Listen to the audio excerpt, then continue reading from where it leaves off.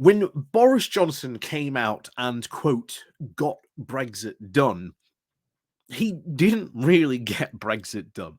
You see, by that point, we had had 3 years of talking non-stop about Brexit. And the public were tired of it. Politicians were just angry about it. Certainly the Brexiteers, because they were like, this should be done by now. This should be over. If only people would, listen to our madcap, crazy ideas, this would be over and done with long ago. But of course, as we've always said, there would be consequences.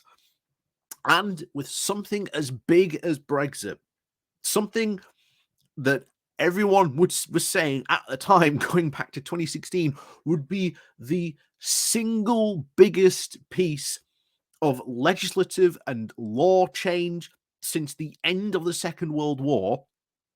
It was going to be a massive, mammoth undertaking. And it certainly proved to be one. And even now, we are still having many different, problems. The EU revocation reform bill.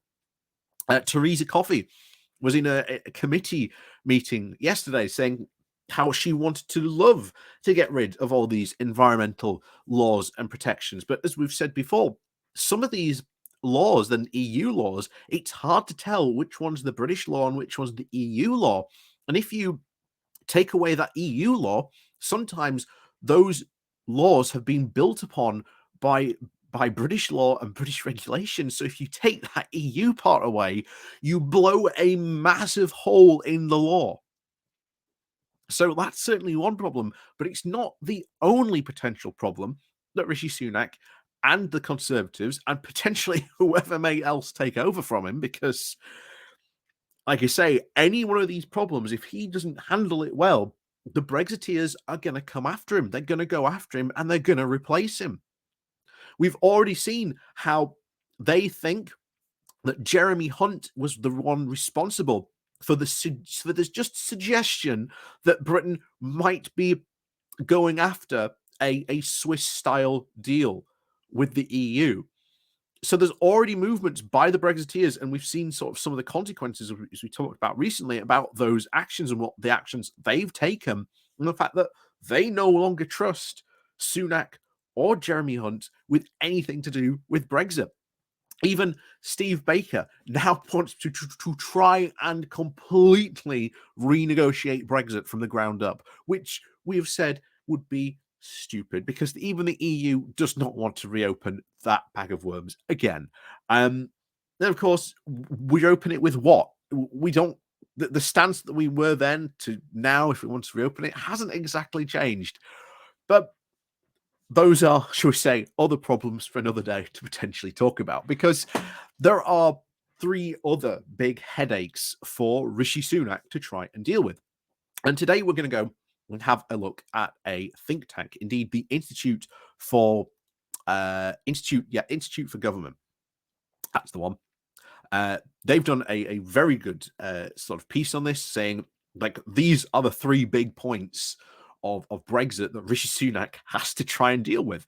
And to be honest, any one of these, if he does not do this well, or is seen, especially by the Brexiteers, because remember, to the Brexiteers, negotiation equals capitulation, especially if it's being done to the EU.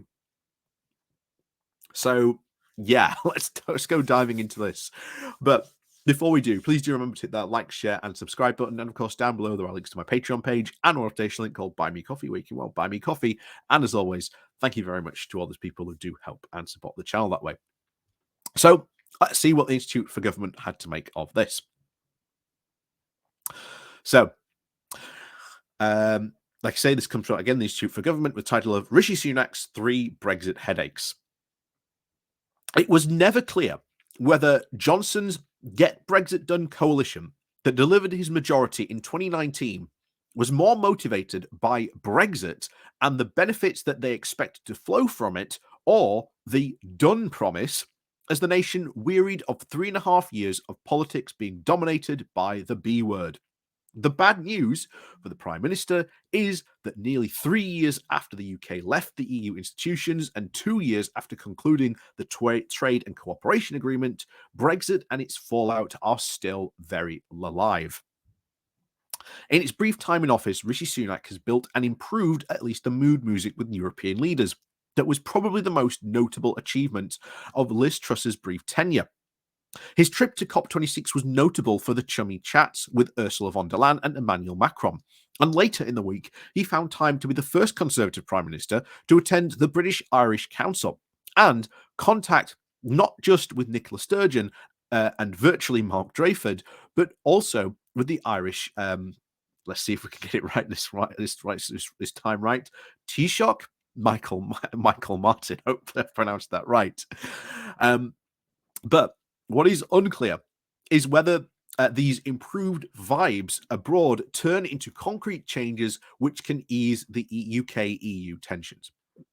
And I must say that is something we must at least be in a good mood about, because obviously there was just constant antagonism and it was just completely unnecessary for certainly Johnson's government to just be completely antagonistic towards the EU.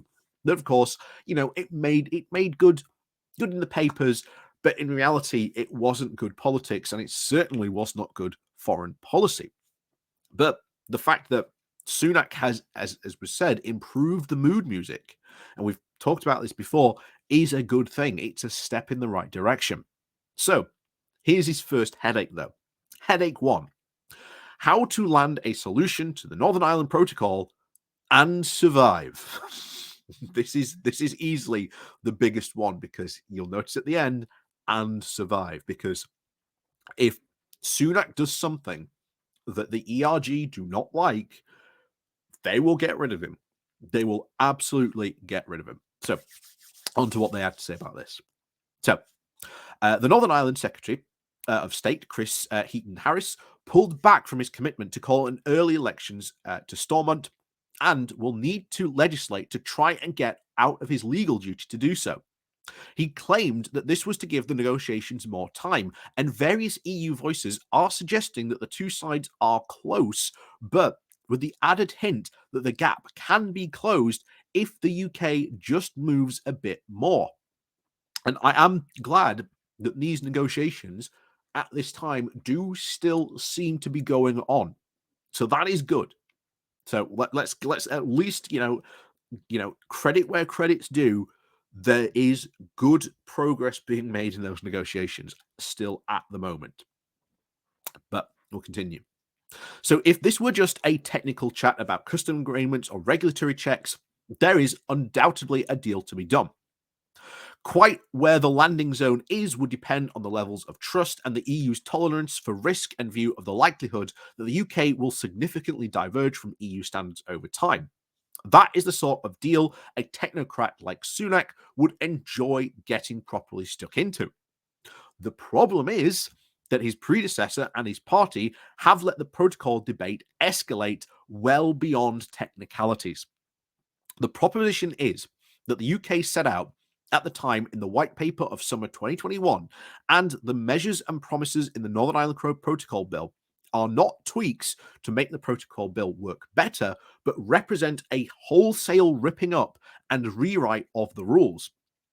With those promises on the table, it is actually far from clear whether the Prime Minister has the latitude, even if he has the inclination, for setting out the much, much less than it is likely to be offered from the EU.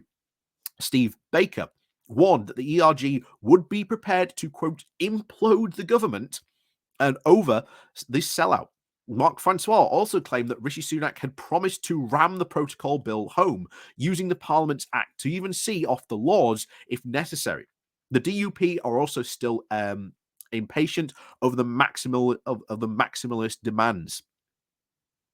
It has also always appeared that Sunak, as Chancellor, unlike even some of his colleagues, wanted to avoid a trade showdown with the EU. And it is far from less clear if he actually has the political strength or even the clout within his party to sell any compromise. And he absolutely has no ability. Just the current rebellions going on show he has no ability to compromise. What direction this is going to take, how this goes, I don't know. I really don't know. But I think the protocol bill potentially is going to certainly cause some waves next year. Definitely, definitely big waves. And Sunak, definitely someone who wants to compromise because he does not want a trade war with the EU. The ERG are desperate for one because, again, in their bizarre minds, they think they can win it. We can't, basically. And Sunak at least knows and recognizes that we can't. And again, that is why we've seen that change in mood music. So we'll have to see what happens. But trust me, we're keeping a very close eye on to see what happens there. Next, of course, headache 2, whether to press on with the retained EU law bill. So the Northern Ireland Protocol Bill is not the only inheritance from the Johnson Truss administration. The retained EU law, the Revocation and Reform Bill, was the David Frost / Jacob Rees-Mogg answer to try and persuading their fellow secretaries of state to bother with revising the swathe of secondary legislation transferred to UK law through the 2018 Withdrawal Act. The bill has come with a lot of criticism, mainly focusing on the idea that all ex-EU law would be caught by its sunsets at the end of 2023. This created uncertainty and it risked creating a bad law in a hurry with a lack of parliamentary scrutiny, wasting civil service and ministerial time, and even the resources of the massive ministerial power grabs. The devolved governments hate it as well, and it risks complicating any solution to the Northern Ireland Protocol, and even potentially retaliation from the EU if they think the UK is dropping its standards.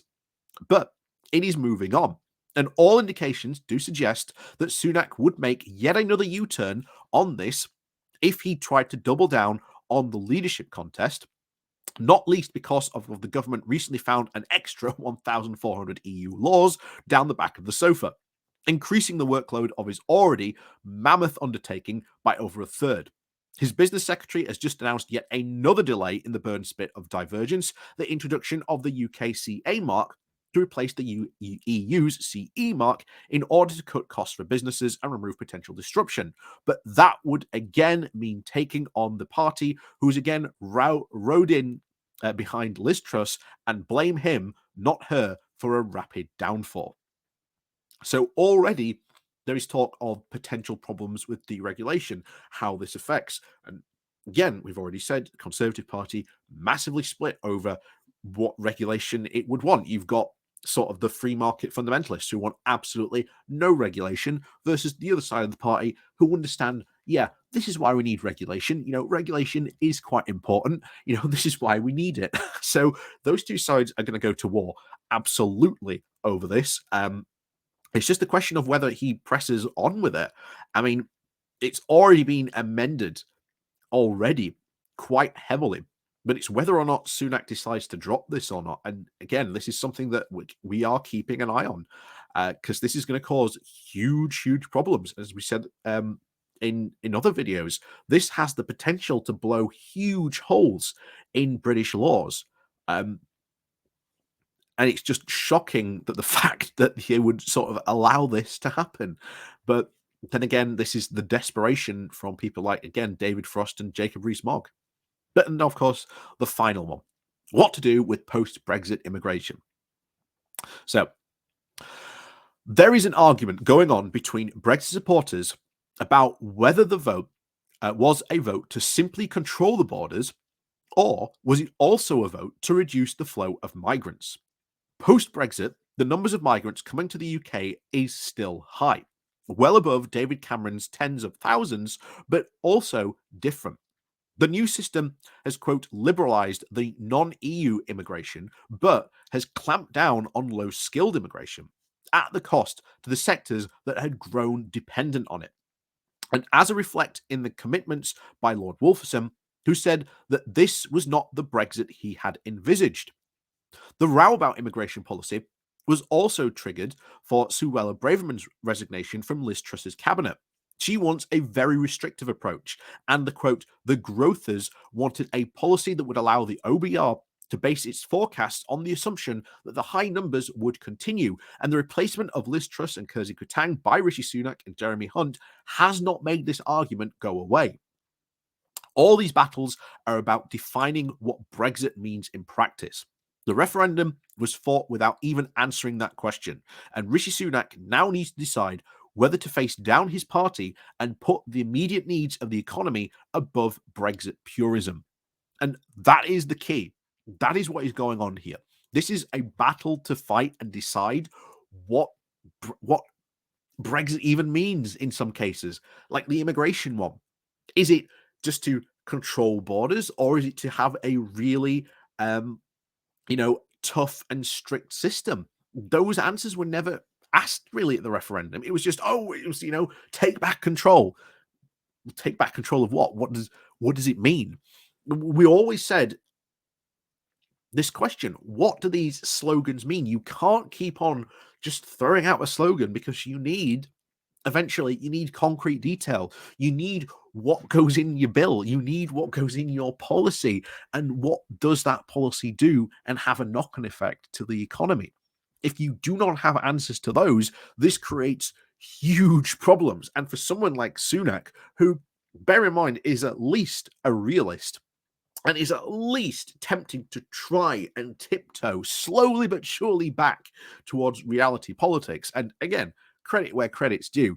That is at least a good direction he should at least be trying to take the Conservative Party back into, just for, the sake of sheer, just sanity. Would at least be nice, but it's going to be, I think, still quite impossible. You saw the reaction of, what? Sunak is considering an a Swiss style deal with the EU? Heresy!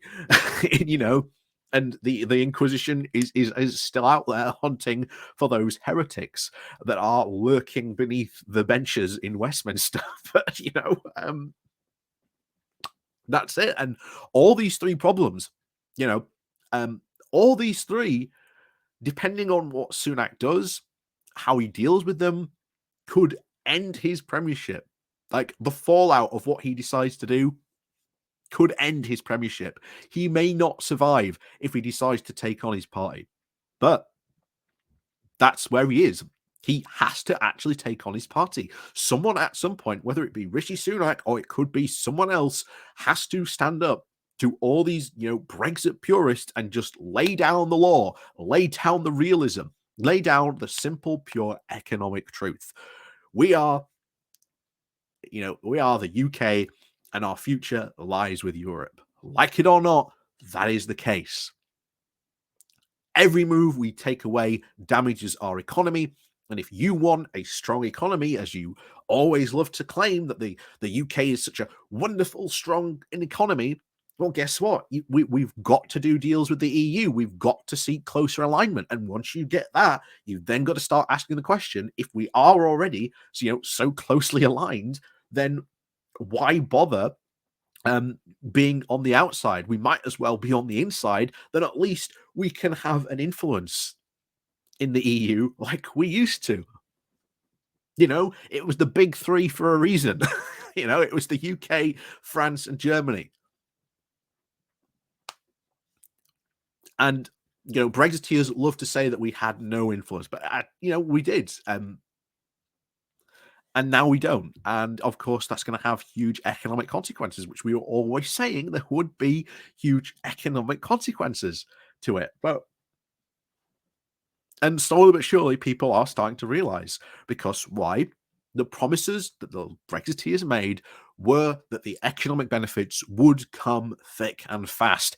It would be jam today and jam tomorrow every single day. But unfortunately, there is no Brexit jam to be spread.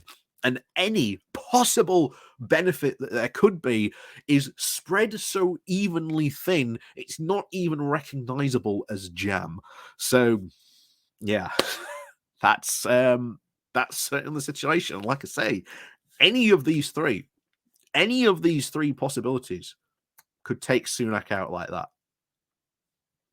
And for Sunak, who desperately wants to try and stabilize the economy, and at least try and salvage the reputation of the Conservative Party for being a good economic custodian after the disaster that was Liz Truss and Kersey Katang, he's going to have to do deals with the EU. Hence why there has been a change in mood music, and there's this been slowly but surely tiptoeing, slowly but surely. And if there's any reaction, it's like, whoa, what do you mean? I'm not talking with the EU. We're not talking with the EU. We're not doing a deal. But yes, as always, guys, as always, yes, thank you very much for joining us. And yes, as always, please do remember, hit that like, share, subscribe button. Down below, there are links to my Patreon page, one-off donation, buy me a coffee, YouTube thank you button, the Pony Club as well down below. And thank you, as always, guys, for joining us. And of course, we'll see you all next time.